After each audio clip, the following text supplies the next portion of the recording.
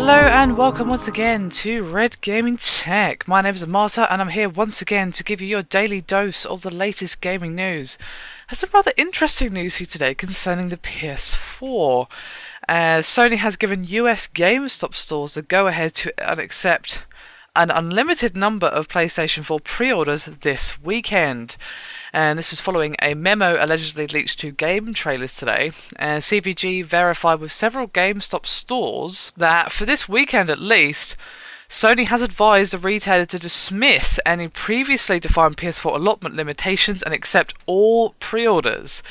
And they appear confident, at least when dealing with GameStop, that in its ability to provide ample PS4 units for launch, with multiple stores telling CVG that prior to today's memo, they were assigned PS4 allotments exceeding 100 units compared to the just 20 or 30 Xbox One Day 1 Edition units allotted.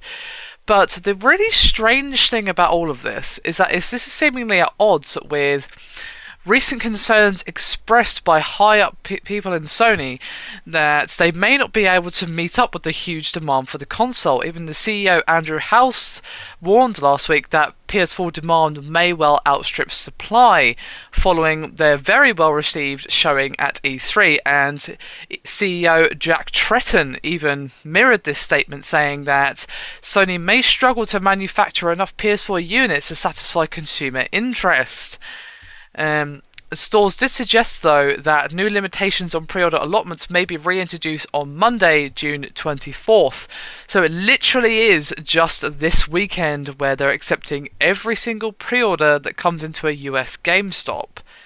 This is really odd. I honestly don't know what to do with this information. It just seems so completely bizarre considering what we've heard, considering the demand. I mean, two CEOs, Andrew House and Jack Tretton, who obviously, they know their stuff when it comes to Sony, PS4, and of course the amount of demand they're receiving. They probably have a chart with all the figures and all of that good stuff, and, you know, they've said, oh, we might not be able to keep up with this demand, guys. I mean, look at it, look at the numbers and look at our manufacturing numbers. They wouldn't have just said this for the sake of it. They'd love to be able to say, don't worry guys, we've got it covered, we're going to manufacture as many PS4s as you want. It would be better for them to be able to say that, but they've said, we're a bit concerned because of the amount of demand. So it seems strange that they would do this after two comments. Obviously, they weren't official, we definitely can't make up with demand. They were just concerns that they may not be able to keep up demand. So obviously, maybe they've actually gone, oh wait, hang on, if we do this, this and that, we can do it. I'm not really sure what's going on here. It seems just really strange and completely at odds with everything we've heard previously. Now, I know what you're going to say, this is because of the U-turn from Microsoft and the Xbox One. Obviously, they've completely removed all of the restrictive DRM that was causing a lot of the backlash for the Xbox One. And it could be the case that a lot of PS4 pre-orders have been cancelled by people who had switched over to that console because of the restrictive DRM. But now that that has been removed, they're like, oh, actually, now that that's no longer there, I want to go back to Xbox One because it has this game or this feature or whatever their reasoning behind it. There are undoubtedly lots of people who have done this. I've seen this myself in just my group of friends, both in real life and just on Facebook or whatever, where people are like saying, oh, thank God I don't have to get a PS4 because now Xbox One has removed this. Now I can play Halo, now I can play Fable, now I can play, you know, whatever game that they really wanted to play that was an exclusive. And that's fine, that's fair enough, but I'm just saying that that's probably the reason behind this. Or one of the reasons. I'm not saying it's the sole reason, that would be a bit weird, but it's probably one of the factors involved in Sony making this decision. They've lost a few pre-orders because of the U-turn, and perhaps they just want to get some good PR going, which is fair enough.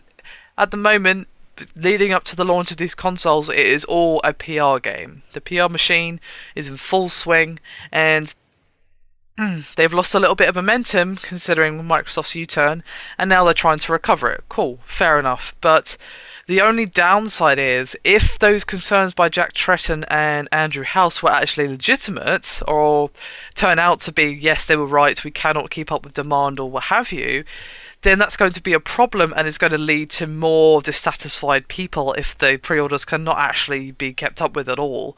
That's my only concern with this. But Thing is, Sony are smart. They've shown this in the last few weeks. They've been riding such a PR high, and they've been playing this whole thing perfectly. They're not a perfect company. I'm not some Sony fangirl. What I am saying is that they've been very good with their PR. That's why the PS4 was basically smashing Xbox One until the recent announcement, and that's not a bias. That's just pure fact. It's not a bias to state fact, and unfortunately that was a fact for quite some time. And they've been playing the PR very smart. So given that we know Sony aren't stupid, they're not going to make this announcement and then just sort of think, oh yeah, screw it, we'll have enough units. If they didn't have enough units to meet up with demand, they just wouldn't do this. They obviously have some plan in mind to be able to keep up with the increased demand.